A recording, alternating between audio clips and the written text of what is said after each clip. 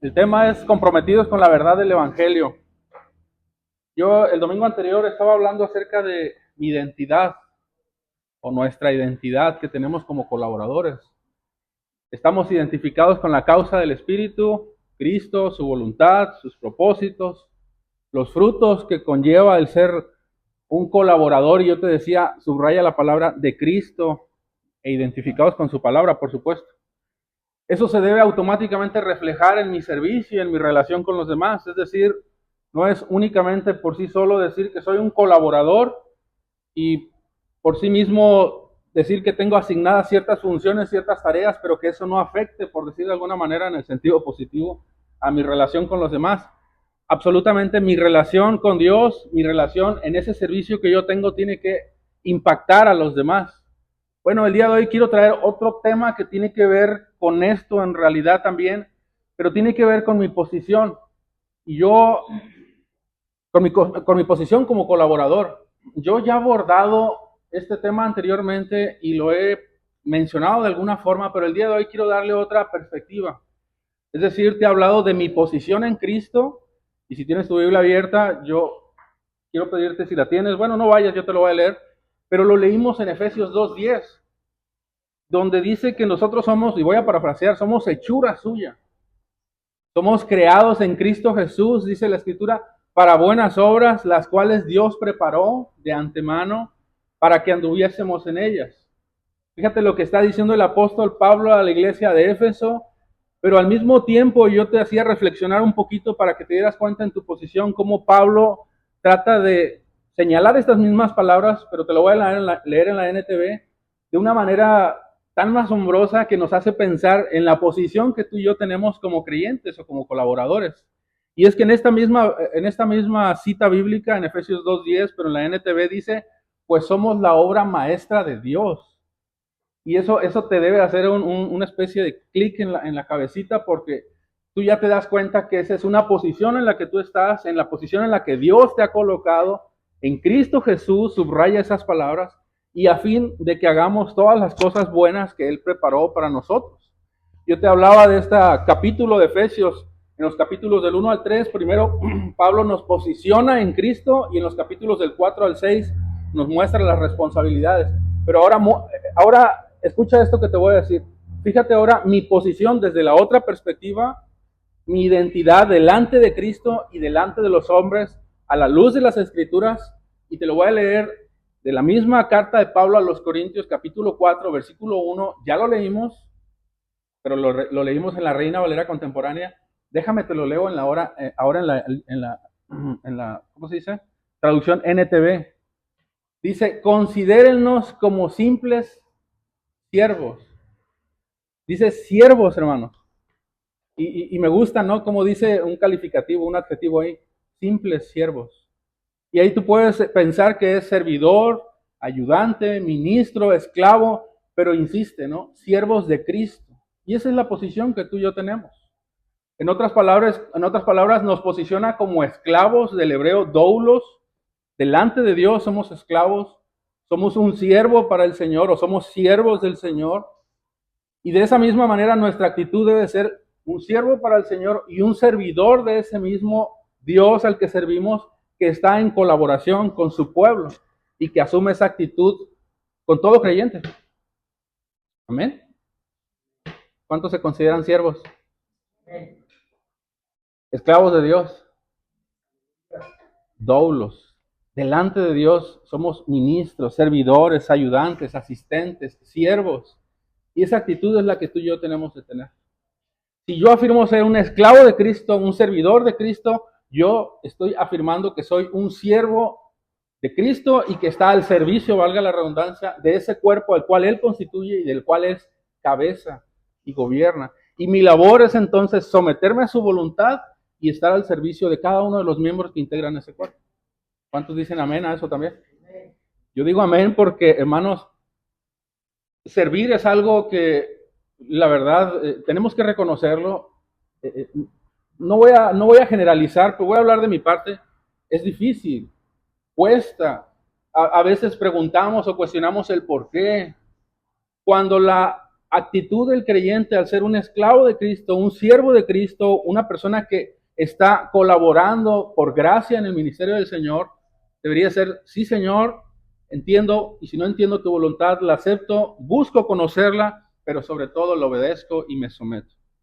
De ahí que el servidor, hermanos, quien está activo en el servicio a la iglesia, a cada uno de los miembros, no puede decir, y mucho menos puede pensar en ser indiferente a la necesidad, te decía, de tu hermano, apático, flojo, inconstante, sino que yo necesito colocarme en esa posición con la intención de edificar.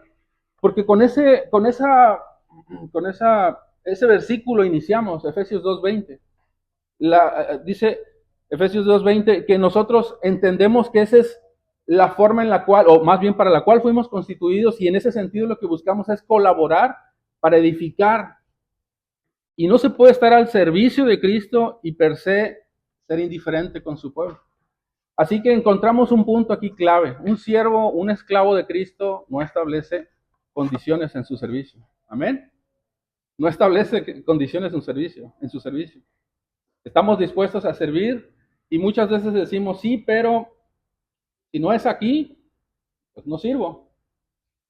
O decimos, Señor, sí tomo mi cruz y me niego a mí mismo, pero no quiero ser tan exagerado. Como dice el dicho ese, ni tanto que queme al santo, ni tanto que qué. Ni tanto que la alumbre, ¿no? No, es, Señor, sí, dame tu servicio, dame tu voluntad, entrégamela y obedezco a tu voluntad. Señor, sí te sigo, pero deja adecuado tu gracia a mi perspectiva, de una manera que esa gracia que hemos recibido en Cristo yo la pueda adecuar. Y tristemente muchos piensan así y lamentablemente se incurre en un libertinaje. Las exigencias, hermanos, de seguir a Cristo y de adecuarnos, por decir así, o pedirle que nuestra mente se coloque en esa verdad de su palabra, debería resultar deleitable en nuestro corazón. Y eso significa, hermanos, que el ser deleitable no significa que va a ser sencillo, pero la idea es que eso mismo, esa misma voluntad de Dios comience a permear en nuestros corazones de tal manera que nosotros podamos decir, Señor, me agrado en hacer tu voluntad, como lo decía el salmista. Pero aquí el punto es que las exigencias de seguir a Jesús no es fácil. O nada más para mí se me hace difícil. Yo creo que para todos, ¿no? Se nos ha complicado. Y me gusta mucho en la enseñanza de Jesús, en el libro de Lucas, capítulo 9, 57 al 62, unas palabras que dice el autor Lucas, y nos los narra con la intención de que entendamos la exigencia del servicio, la exigencia del discipulado, porque dice esta historia, y te la voy a parafrasear también. Jesús, predicando en el camino, decía en el versículo 57, te seguiré a donde quiera que vayas, dijo un hombre por ahí. Y a otro le dijo, sígueme, contestó el Señor. Pero esa persona le contestó lo siguiente, y fíjate lo que le dijo, pero primero déjame ir y enterrar a mi padre. Y la respuesta de Jesús, tú la conoces, deja que los muertos entierren a sus muertos, pero tú ve y proclama el reino de Dios. Respondió Jesús, y incluso hubo otro, te seguiré, Señor, pero permíteme que dice, te seguiré, Señor, pero primero permíteme despedirme de los de mi casa. Y en respuesta a ello Jesús le dijo, nadie después de poner la mano en el arado mira hacia atrás. El punto no es que te desatiendas. O sea, la idea de esto, hermanos, es que tú ves la exigencia en el ministerio, la exigencia en el servicio, la exigencia en la obediencia, en el seguir a Cristo. Pero aquí el punto no es que te desatiendas de tu familia, te olvides de ellos, que no seas empático a las necesidades que pueda haber, sino que entiendas que en las características del discipulado, en las características de un siervo, existe un compromiso y exige que es Jesús primero antes que nada. Y a mí me impactó al leer esta porción de la Escritura porque nos coloca mentalmente, nos ubica en el lugar correcto para que tú y yo entendamos en dónde estamos posicionados.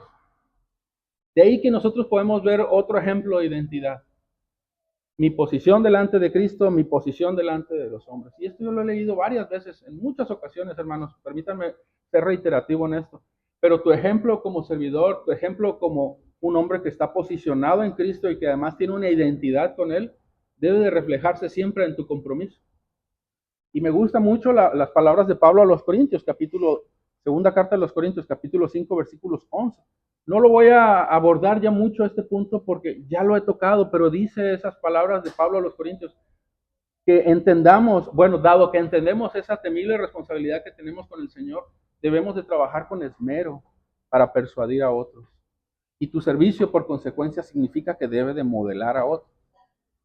De estas citas ya no voy a tocar más, aquí las tengo para que tú las estudies en casa, pero se supone que tú y yo entendemos que nosotros somos un ejemplo para todos y la idea es que esas mismas obras deben de reflejar la seriedad y la integridad de lo que tú estás predicando, enseñando, viviendo en tu servicio. Ahora, déjame pasarme a un punto interesante aquí también, para que tú te des cuenta del origen del vocablo siervo. Esto a mí me llamó mucho la atención y me impactó. La palabra o el vocablo siervo del griego, es uperetes. Uperetes. Y su significado literal es remeros inferiores. Yo no sé qué te diga a ti esa palabra. Remeros inferiores, servidor, asistentes. Déjame te explico esta idea. Un remero, de acuerdo a esta interpretación o a este contexto que estamos hablando, en la antigüedad, era una persona que ocupaba una posición en el lugar donde estaba sirviendo, la más vil, la menos, si se puede decir así, importante, ¿no? Pero esta normalmente era ubicada obviamente en una embarcación, de ahí la palabra remero. Y generalmente estas palabras eran esclavos, hermano. Alguien que era condenado generalmente, que ubicaba esa posición y la ubicaban en la posición de remeros porque eran explotados con trabajos forzados, extremos por los romanos y pasaban literalmente su vida en el fondo de las embarcaciones. Y si ustedes se ubican o hacen un mapa mental en su mente, valga la redundancia, si ustedes se acordarán, los barcos antes usaban remeros, es decir, unos remos que salían en la parte inferior del barco. ¿Sí lo ubican? ¿Sí? Ok. Esas personas remaban, pero nadie veía quién era el que estaba haciendo ese trabajo. Bueno, en esa posición es en la que Pablo se está poniendo. Fíjate cómo la palabra servir se refiere a un remero inferior, a alguien que asiste, a alguien que está sirviendo, pero que al mismo tiempo no es visto, no es visible, vaya, no se percibe con sus ojos quién está haciendo ese trabajo. Y al ser explotados en ese trabajo, bueno, a nadie le interesaba ver quién estaba obviamente remando, ¿no? Pero la idea es que tú entiendas que esa era la posición de un siervo. Y con esa palabra o en ese contexto es que Pablo se está identificando como un siervo. Hay una frase que yo escuché de mi pastor, la voy a repetir. Él la dijo, no la voy a repetir textualmente como él la dijo porque no me acuerdo, pero lo que sí lo dijo casi en estas pocas palabras que te voy a decir, en relación a lo que estamos obviamente estudiando. Entre los llamados siervos de Cristo al servicio de su reino, él dijo estas palabras: no busco reconocimiento alguno. No busco reconocimiento alguno, sino solo poder servirle. Ojo con lo que sigue. No importa si paso desapercibido donde nadie me ve, lo único que quiero es contribuir en su servicio. Esas palabras a mí me penetraron en mi corazón, porque me ubican en mi posición de siervo, remero. Somos remeros, amén. Remeros inferiores, colaboradores de Cristo. Tu servidor, Agustín, soy tu servidor. Pati, soy tu servidor. Y esa colaboración debe de ser recíproca porque servimos al mismo Dios y Señor. Hermanos, la identidad de Pablo está en este sentido. Y tú puedes confirmar estas palabras de Pablo en Romanos 1:1 cuando dice Pablo, siervo de Jesucristo. Y las puedes ver en Santiago 1:1, Santiago, apóstol y siervo de Jesucristo. Y así en cada una de las cartas, ¿no? Pero hermanos, quiero que entiendas que ser un colaborador o ser un servidor de Cristo no es algo nominal. Y eso es el punto. No es algo que se llene uno la boca como fanfarroneando, como si fuera una frase vacía y decir soy siervo de Cristo, un hombre de Cristo, una mujer de Cristo. Hermanos, es algo fuerte lo que estamos diciendo. Es algo que tiene un peso enorme y lo que tú dices aquí se oye arriba. Entre Dios, los ángeles, en el mundo espiritual, en el gobierno de Dios, y lo que tú y yo estamos afirmando, eso debe de ser algo que se debe de modelar. Y ahorita te lo decía en las palabras de Pablo a los Corintios, segunda carta de Pablo a los Corintios, capítulos 5 y 11. ¿Cómo? Perdón, capítulo 5, versículos del 11 en adelante. Siendo temerosos, siendo responsables en nuestras labores. Así que si somos colaboradores, debemos de evidenciar que somos colaboradores. Si somos siervos de Cristo, debemos evidenciar que somos siervos de Cristo. Porque no hay de dos. Y yo creo que Jesús es muy claro en esto. Un